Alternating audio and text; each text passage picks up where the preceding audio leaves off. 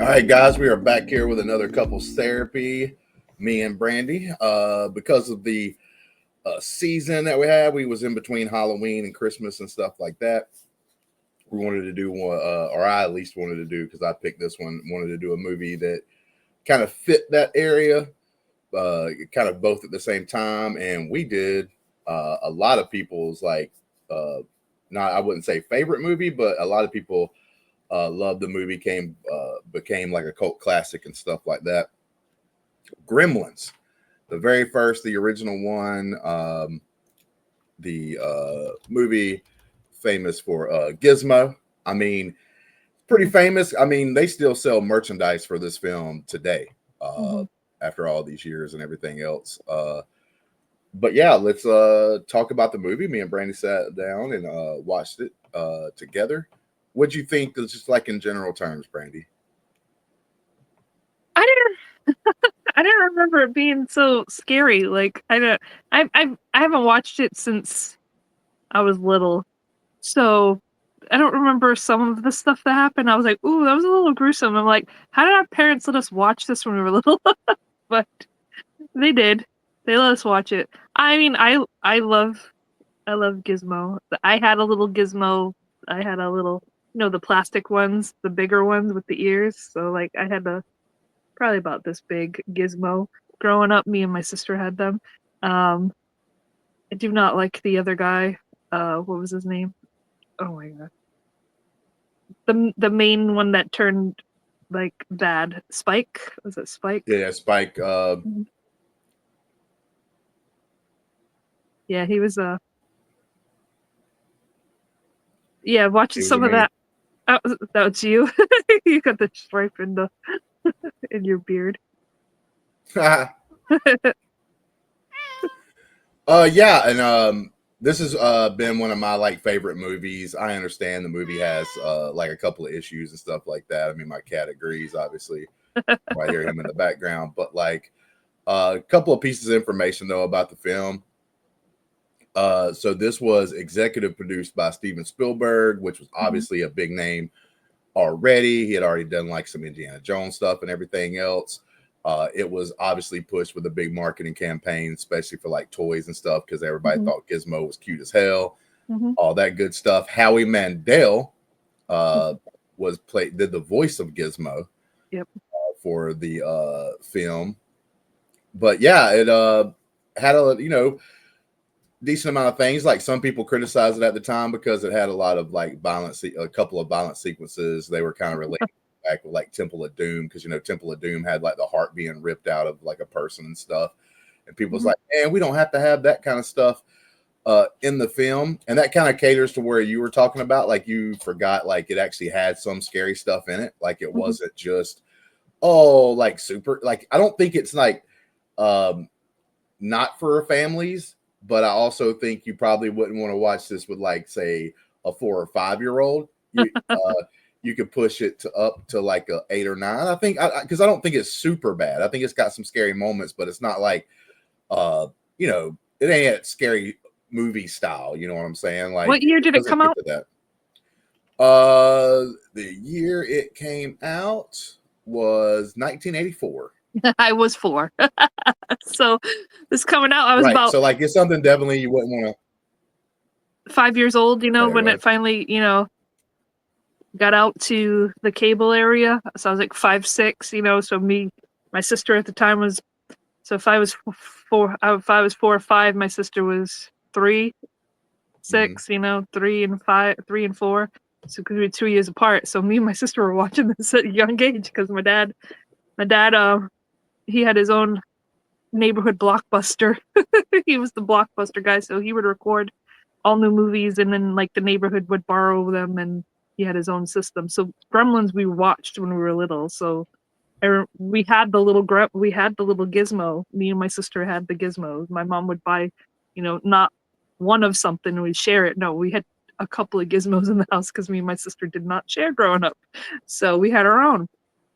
So we were watching this at a young age, and then I'm watching this back, and I was like, I don't remember. I remember some things, but I was like, ooh, that was a little. They're a little crazy. Like they're a lot crazy. And we watched this, and we loved it. I mean, I still love the movie, but I didn't remember a lot of stuff that happened because I hadn't seen it in a while. But I did enjoy it, and it's one of those, like Justin said, cult classics that we all grew up with, and I will continue. I've seen all of the Gremlins. I don't remember everything that happened, so if we watch any more of them, uh, it will slowly come back to me, but I don't remember everything that happened. Yeah, so number one thing I do want to start doing, and I've done it a little bit on this one right here, is like have some like facts and stuff about the film that we actually do cover, because some of them are older films and stuff like that, just to kind of give people a little bit of things. So this film was made for 11 million, and I think this is like one of those things that I think Hollywood needs to get back to. So this film was made for 11 million, which is actually more than they wanted it to be at the time, but it grossed in the box office $212 million. And that's one of the big problems going on with movies today, is like they're spending way too much money. Then they have to make so much money to even break even. You take for account like an MCU movie that's about to come out. The next one that comes out, it's good. I think their budget has ballooned because they've done a bunch of reshoots and everything to around probably like 400 million. That movie almost has to make $1 billion to even make a profit. Like they're going to lose money if it doesn't make a huge amount of money. Whereas this movie, for instance, at 11 million, made over 212 million at the box office, which is pretty cool thing to look back on. But no, man, this film, like I said, it does have some issues, like plot issues and stuff. It was like, to me, it was always weird, even as a younger person that watched this film. We had, so for instance, like some of the rules was like, don't let them eat after midnight. And it was like, well, technically, everything's after midnight, right? Like, so if they ate at 10 o'clock in the morning, that's still after midnight. So like they should have made it to where like, oh, you can't eat at a certain time, or maybe just make it to where they can't eat at night, right? So like when sundown happens, they're not supposed to eat. The whole can't eat after midnight was kind of like a thing that even as a kid, I was like, bro, it don't make no sense. Like everything's after midnight technically. Like even if you ate at 5 p.m., well, it was after midnight. Like the thing I was laughing at is like they can't get wet, and they were in the snow. Yep. Snow is wet. Yeah. So that, yeah. Well, that like snow eventually gets wet because it melts or whatever, and so that's a true thing that you're talking about there. But also, it's like, how do they drink? So, like, do they never drink anything because it's all wet? They were right? drinking, weren't they? When they were in the movie theater, don't they have drinking beers and everything? I mean, maybe you can say it's pure water. So, like for instance, like drinking beer, even though it's got water in it, it's not pure water. So maybe that doesn't affect them the same way. That kind of thing. Is it is it just water? But it said you can't get them wet. Yeah, exactly. So like it could be anything technically. Yeah, that's what I'm saying. The rules of this film doesn't make sense. But the thing about it is you can get away with things like that in a movie like this if you make it and it's fun. Like the thing I'll say about this movie is no, it's not like an Academy Award winner. It's not going to be. I mean, it might have won an Academy Award. I haven't actually looked that up, but it might have won an award for say like special effects or something, because I thought the Gremlins and Gizmo and stuff was done really well for its time, 1984, and we just rewatched it, and I didn't have no problems with like either puppets or whatever they used for the Gremlins or Gizmo. I thought they were all done like really well, especially for its time. But I think it would be okay to even have a movie that looked like that a little bit. Matter of fact, we're watching a show that, and part of the reason why I'm liking it, Skeleton Crew so far for Star Wars, is like they went back to using like the physical puppets and stuff and not just everything be CGI. I think that has like a just a different look to it, and I just like it. And maybe it's because I'm old, but I just hate seeing everything be CGI. But they did such a well job, so maybe they could have won something for that, and the music was good and everything else. But like the thing about this movie is you can get away with plot holes like that, or little things, nitpicky things, or whatever you want to call it, whenever the film's done well and it's done and you can have fun with it. You know, if you make a movie that has these problems and then like it's not fun to watch and you're not entertained while you're watching all the other things, if you can let your mind just forget the couple of issues that's possibly there, then you don't care that there's a couple of issues. I think a lot of the problems that happens in a lot of shows today, or say even movies, is like they have these plot holes or things that irritate you, and the rest of the show isn't fun, right? If the show, if you at least you had fun and were entertained, I think you forgive those things more than when you watch something that has those issues and it's not very entertaining. Because not only do you feel like maybe I'm wasting my time, but damn, these guys can't even be smart enough to do this. Like I said, kind of a decently big plot holes when you look at it. The eating after midnight, the getting wet, and they're walking around in snow. Brandi, made a very good point. She even made that point while we're watching the movie. And I'm just like, I'm trying to come up with a way to explain it away, but there's no way to explain it away. The snow's it's wet like when you're walking around. Anybody that lives in an area that snows a lot knows that. Your shoes and everything else is going to get wet. There's no, even if it's still super cold and it's still like freezing weather, it still gets wet like over time. And they're going from place to place, and it's a lot of snow too. So like, it's no way you're not getting wet because it's a lot of snow that was in this. But yeah, I thought the acting and everything else and all that stuff was like done really well done. We had a young Corey Feldman in this. I forgot he was in this too.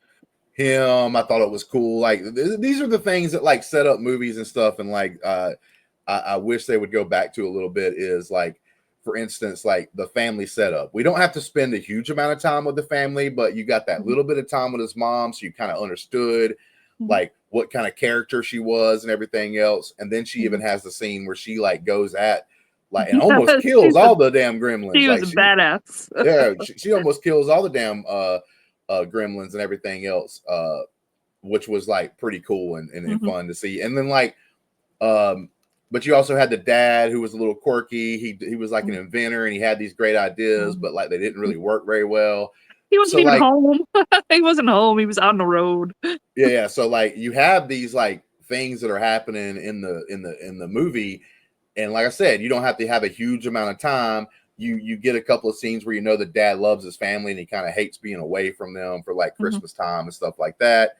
So and all that stuff, and then you had the old lady that was like, we'll just call her what she is. What I was saying is we went a couple of minutes, so you can slide a couple of cuss words in there. She was a bitch. All right. The old lady that was trying to take home dude's dog and everything else. But like all these things, they set up good enough to where you understood like why that character was there, why this character might be doing this certain thing and everything. So like, no, man, it's just like old school like storytelling, and they just do it well. This movie's not like incredibly long or anything. It didn't have to be for what it was, and it was just like I said, entertaining, fun. You got to laugh some. Maybe if you're a person that gets scared really easy, maybe there's a couple of spots where you get like a little bit of a jump scare or a little bit gross. I may have went like this a couple of times, like what? Yeah. So like you have those kind of moments involved in it. Like, and like I said, it's just pretty well done overall. And then in mixed in all of that, you have a little bit of a love story with the main character. There's this girl that he likes and everything, and then they kind of get in this adventure where they're trying to survive and all this. He saves her from the bar. She works at the bar. Saves her from the bar. It was like a crazy scene and everything else. And then like you also have the cuteness of Gizmo, right? So you have all these layers involved in it, and it just came together to be pretty good. I mean, I think sometimes movies try to do too much and have too many things in them, and it doesn't work. But this movie just seems to work. Like I said, most people won't say, "Oh, I hate Gremlins." They might be like, "Oh, I don't like it as much as some people do," or something. But I've never really heard anybody come out and say, "Oh, this movie's the biggest piece of trash I've ever seen." Yeah, no. But like, Brandi, like, what was one of your favorite moments? I love when Gizmo got in the car and was driving around.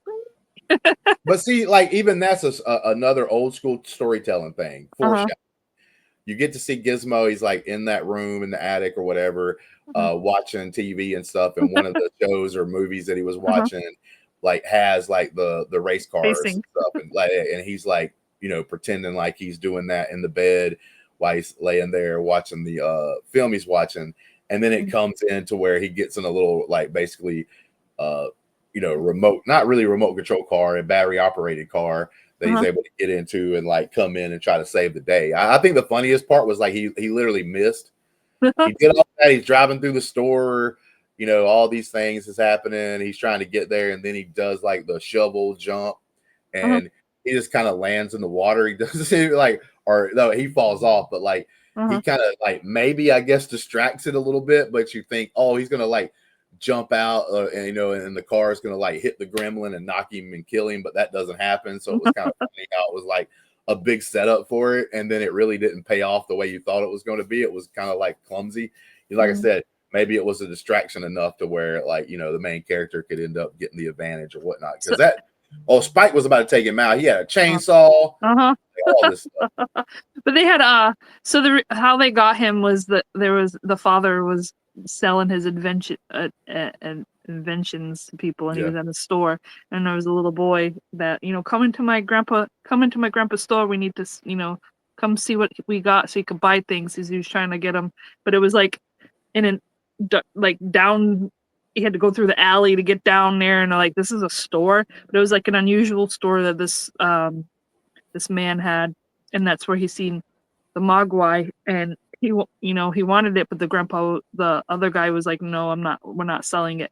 But the little boy wanted the money, so he made the deal on the side and gave it to him, when the father paid $200 for it, which that's like, nowadays that would be way more money. Like I said, like you were saying about the budget and stuff, like what they did back then, that was like a major big budget. Now everything's more expensive, so everything's going to be more expensive to make things. But back then, that was a lot of money to make a movie too. It was $11 million. That was a lot in '84, you know.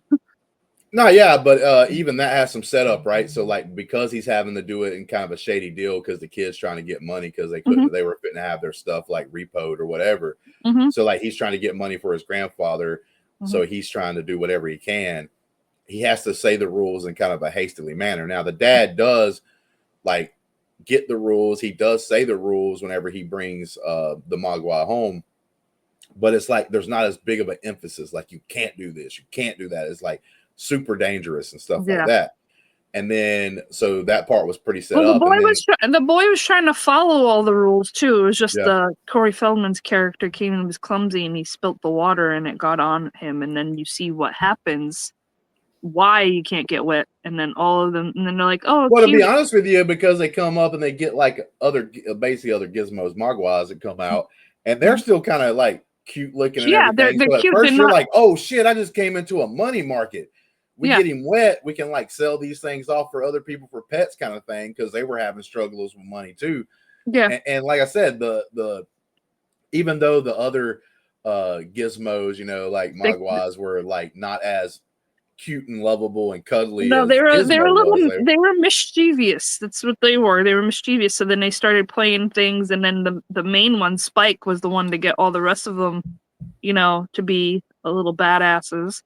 And then they pulled all these pranks and did all this stuff, and then they were the ones that did the clock, so that like they were hungry, and so then they got fed, and then they turned into these like kind of cocoons, like these things, and I was like, that was a little gross. And then they came out, and I'm like, they're these green monster things, and now they're bigger, and they don't have any fur on them like they did, and they're just nasty looking. And that's what the effects of eating after midnight were, to turn them into these ugly creatures. I think one of the things that makes the movie kind of special is on this thing, and this is one of the reasons why I love horror films, right? Technically, you could call this like a mixture. I don't necessarily call this a horror film. I call this more of like maybe dark comedy or something like that. But when it comes to horror, though, you can do things like this, and this is why I love the genre so much, is because like there are no rules. So like in this film, you got this kid struggling with money and stuff with his family. His dad's out there trying to sell these inventions and stuff. So you got this like, you know, just a story about a struggling family, like, and their life. And then you get a pet, which is a normal thing. This pet's a little different, but yeah, I mean, still like in a rational way, like, you know, in real life, people get pets all the time, like puppies, whatever. And this just happens to be a different kind of pet. And then like the thing starts happening, and then on a dime, right? It becomes like a horror film. You got these gremlins out there now. Mm-hmm. Now they could have took this two ways, right? They could have took this where at this moment we're going to keep this kind of funny, which they ended up doing, right? Because the Mm-hmm. gremlins are doing things like drinking Drinking at the and smoking bar, at the and bar, fighting you each got other. cross-dressing gremlins. You got gremlins that are like doing all kinds of stuff, right? Like they're out there playing cards. One of them shoots the other one because he's Mm-hmm. cheating, or he's like the big bad. Spike, I think, is one that does that. Mm-hmm. But you've got like all these things happening with all these gremlins. Is one swinging around with the fan. You got one that's got a trench coat that's like flashing people and stuff. Like all these things are happening and going on during this movie. And so they went the more funny route, which I think overall makes it more beloved, possibly. Mm-hmm. But I could see a route to where you have this movie almost exactly like it is, but when the gremlins come around, shit gets serious. Mm-hmm. Like these gremlins are even more dangerous, Mm-hmm. right? They made them dangerous in the film because I mean, like they run over a dude through his house, Mm-hmm. with a plow, like a character that people wouldn't necessarily wanted to die, right? Like, you know what I'm saying? Like in a normal kind of That comedy situation, that that old one man too, and doesn't I'm die. like, you could have. They were going slow. You could have gotten out of there. Like there was. That was a little. But it's like that's a No. character though that like the drunk guy, he's like talking about these different things or whatever. Like he's kind of funny. You don't necessarily want that character to die, but they killed him off. Him and his wife got ran over by that bulldozer or whatever it was Mm-hmm. that they were using. So like, but like I said, they went the funny route, but you could have went like super serious with this, and I think that could have possibly worked as well. Mm-hmm. People could have been like, "Man, dude, wait." Like for instance, if me and you and sat down and we were watching this movie, Mm-hmm. right, for the first, and you had never seen it before, I'm like, "Oh, that first part of the movie." Like the first like 35 minutes, Brain's gonna be like, "Oh, this movie's kind of good. I kind of like it. You know, Mm-hmm. characters seem interesting and stuff." And then when the Gremlins came about, if it would have switched and it would have went the more horror route, I'd have been just waiting for that moment. I've been like, "Yeah, girl, she don't even know what the hell she's getting into right here." But like I said, they kept it like it is still more family friendly. Like I said, I would show like a older kid, like 8, 9, 10 years old. I wouldn't feel pretty that bad about showing them this film, but I probably wouldn't do it at 4 or 5. Like there's a little bit of a difference in growth there. We Uh, grew up in a different era, Justin. but I mean, I watched slasher movies. I mean, this is and main reason is because like We grew up in um, a different era. That's why. well, no, it's like my mom didn't mind because like it didn't scare me. Like I wasn't one of these kids that would watch that kind of stuff and have nightmares and couldn't sleep and stuff like that. Like I was able to do the thing and didn't care as much. So like I think it is based on each kid. But I watched Nightmare on uh Elm Street. yeah, like Nightmare on Elm Street, Jason and Michael Myers, you know what I'm saying? Like when I was like around 9, 10, 11 years old. Matter of fact, the first movie that I know that I went and seen that I picked out to go see, uh, that was my decision and everything, is I watched First Pet Cemetery, the original. Mm-mm. I could not do Pet Sematary. I could not do that. I could not do Freddy Krueger. My sister tortured me with that. That's why I have an issue with it too.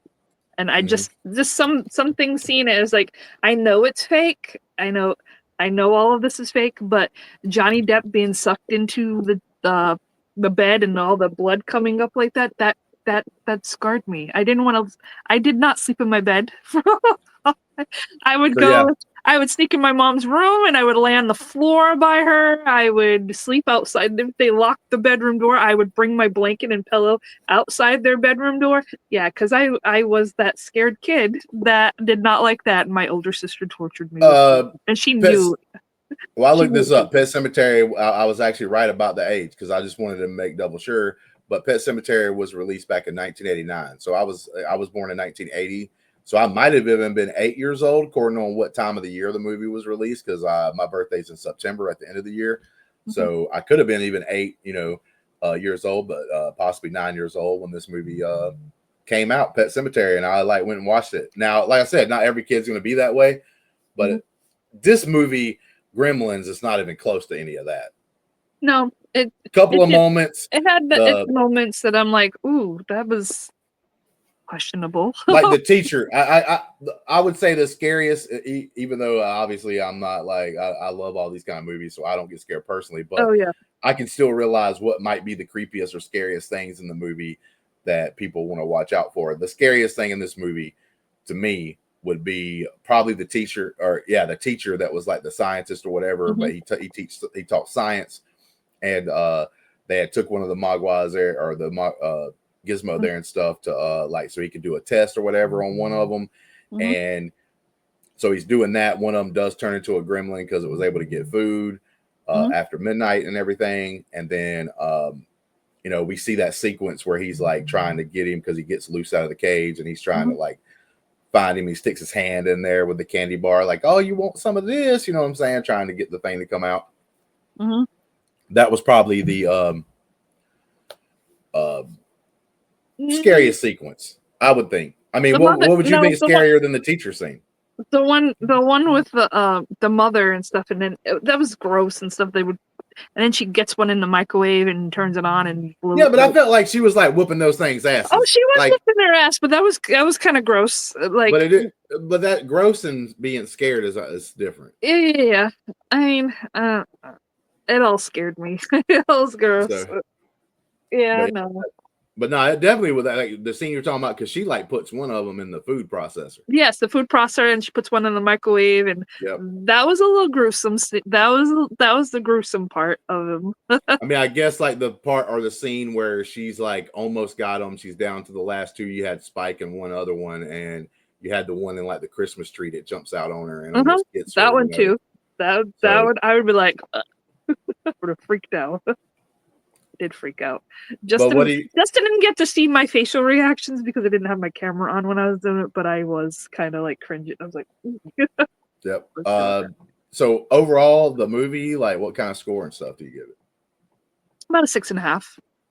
It's fun to watch. It's not like the best cinematic like masterpiece ever of all time, but it's a fun time, and I enjoyed it. Well, you're wrong according to Rotten Tomatoes, because they're like at 80%. It's a 6.5 for me. It's for me. I mean, I still enjoyed it. This is a movie that, like, I mean, I'm not gonna have a score a lot higher than yours. Mine would be probably 7.5 range. I would still call that like a lower A, like right before you get to the B section, or maybe a high B, so a B plus. This is a movie that me on my own, I wouldn't sit down and choose to watch, like if it's just me. But if it was something I was going to like watch something with my son, it might be something I pick. It's something I picked for this because it's watching it with you for the first time, even though you had seen it a long time ago, watching it together and stuff like that. Like I always see myself going back to it when maybe somebody hasn't watched it before, or maybe it's something I'm going to watch it with another person, but it's not something I pick out on my own. So it's around, that 7 range, B plus area. And I will say that I do love this movie as like a couples therapy movie, because like the whole point about this is picking movies, picking different ones, maybe in genres that we personally like more than the other one likes and stuff like this. But I feel like this is one of those like almost perfect couples movie. I ain't gonna say perfect, but almost, because it does have that little bit of scariness and like horror, just a tad bit enough that like makes me happy or whatever. But then it's also got other elements too, with the cuteness, with the Gizmo and things like that like Brandi would like, or maybe your other half would like, when you sit back and watch these different things going on. So I actually think it's one of the a great couples like sit down and watch movie, because I think each person can get a little bit of something, and it's an enjoyable movie overall that I think most people can like and enjoy. So I give it up there. If you're a couple out there and you're like, man, I want to watch a movie, but we're not going to go to the movies, we're just going to sit at home and like chill and watch a movie streaming, like I recommend Gremlins like highly for any couple out there, just because of that fact. Like both of you can have fun and you know what, and it's not so scary at all, period, that it's something that you can't watch. Like I wouldn't say this is this ain't that scary. Like it's got a couple of moments in there, but that's it. Mm-hmm. You would agree? Yeah, it does. I think we did good on this one. But yeah, a 6.5 for me. It's Oh, it's all good. I mean, that's still like enjoying. I can't stand people like on the internet getting pissed off because somebody gives something a 6.5. That still means they liked it. yeah, I did. I liked it. It's just it A wasn't 5 straight down the middle, like where you don't know where you want to grade it, kind of grade. Anything below that is you you know didn't me. like it to hate. I think I gave one of yours maybe a 3. So No. But what I'm saying though is, it's like a lot of people here are like, oh, 6.5. This is a movie that I love. Oh God, they crazy. I mean, I love Oh it. shit. It's I'm like, just bro, that still means like a 6.5 is still a you like it level, right? It's not yeah. a you love it level or anything like that, or you think it's Listen, like you said, it's not a if we great were just masterpiece. grading the cuteness of Gizmo, that's a 10. I mean, come on. I loved Gizmo. I actually got to meet the gentleman that played that with the Gizmo. He actually had the little stuffed Gizmo. I got to meet him. Nice. I also got to meet Corey Feldman. So I've met a couple of these people, and they're pretty nice people. But if you were judging on cuteness of Gizmo, that's high up. If you're judging the cuteness on Spike, absolutely not. Spike's down below. He's lower than a 6.5. But it had, like you said, it had a bit of everything for everybody to like in different kind of grossness, if you like stuff like that. Horror part, cuteness, a little bit of a love story-ish type of thing. Mm-hmm. It had a mix of everything. And it's a Steven Spielberg movie. So and it was made in 84, so it was kind of like those puppets, not like you said CGI. They were how you made things and all the puppets, and you had to make them move and do things. So it was a little different, definitely, for that time and up in that, standard for that time. But I liked it. Yeah, we Think we both did, man. And would you have any last thing to say?